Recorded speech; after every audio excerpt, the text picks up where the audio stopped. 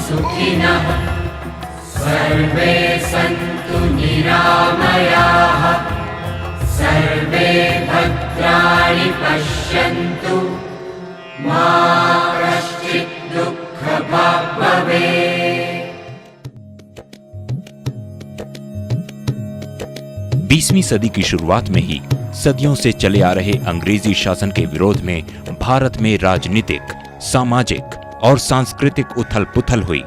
ऐसे में युग दृष्टा डॉक्टर केशव बलिराम हेडगेवार ने 1925 में राष्ट्रीय स्वयंसेवक संघ की स्थापना की।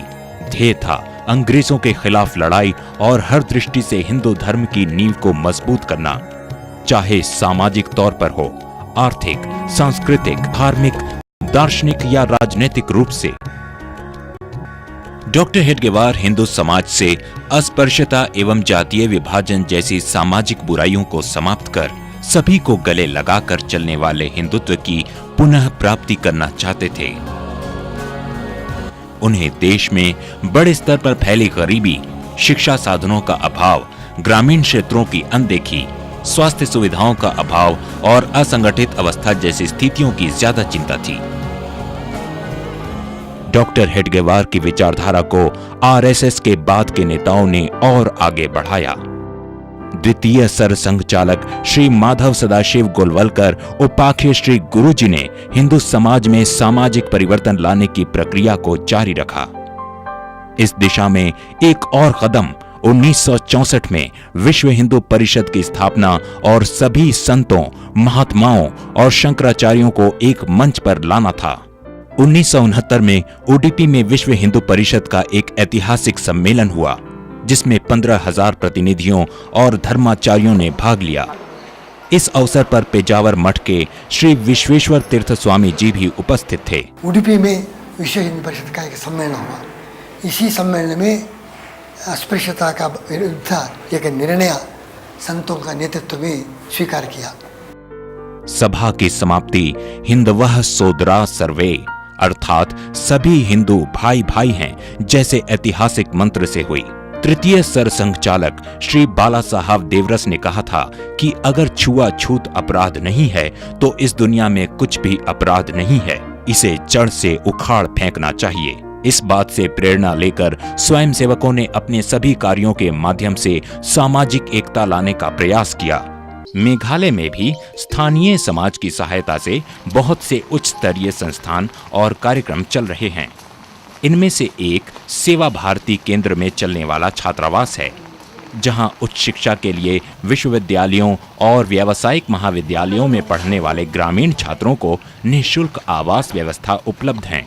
गुजरात के खेवड़ा में चलने वाला सीमा जन कल्याण छात्रावास सीमावर्ती गांवों के बच्चों के लिए रहने, खाने और शिक्षा की सुविधाएं प्रदान करता है। दिल्ली में सेवाधाम आवासीय विद्यालय की 1975 में स्थापना की गई।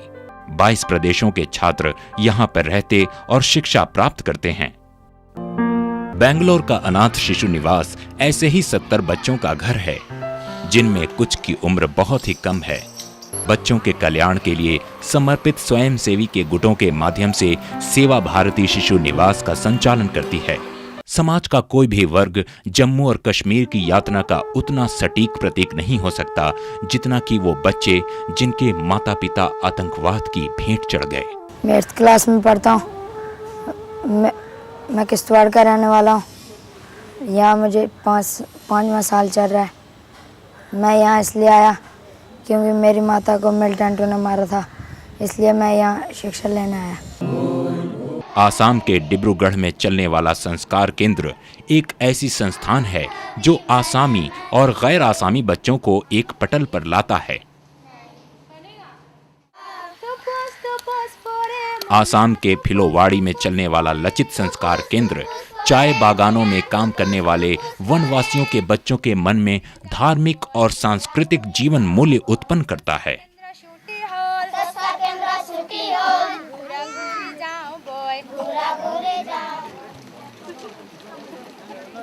मेघालय के अलग थलग रहने वाले खासी जनजाति के लोग भी अब उत्साहपूर्वक अपने बच्चों को संस्कार केंद्र में भेज रहे हैं।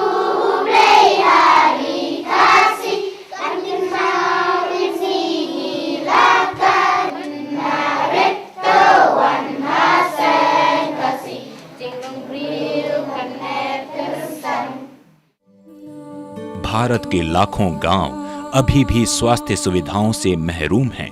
इस परिस्थिति में आरएसएस अपनी कोशिशों से प्रत्येक व्यक्ति के लिए सस्ती और सुलभ स्वास्थ्य सेवाएं उपलब्ध करा रही हैं। एक अति आवश्यक मुद्दा रहा है कि गुजरात के शैक्षणिक ताना बाना की पुनर्स्थापना में सहायता और भूचाल से प्रभावित परिवारों के लिए ये संभव कर देना कि वे अतिरिक्त आर्थिक दबाव के बिना अपने बच्चों को स्कूल भेज सकें।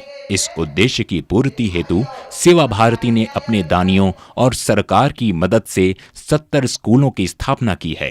भुज से 90 किलोमीटर दूर इंडिया ब्रिज जाने वाले मार्ग पर सेवा भारती ने काला डोंगर की पहाड़ियों में पूजनीय भगवान दत्त के मंदिर की पुनर्निर्माण किया और बहुत सी सुविधाएं उपलब्ध कराईं। सुनामी से तबाह हुए इलाकों में सेवा भारती ने लोगों के पुनर्वसन के लिए एक व्यापक रणनीति अपनाई, जिसमें स्थानीय लोगों, सरकारी और गैर सरकारी संगठनों के साथ मिलकर काम किया जा रहा है।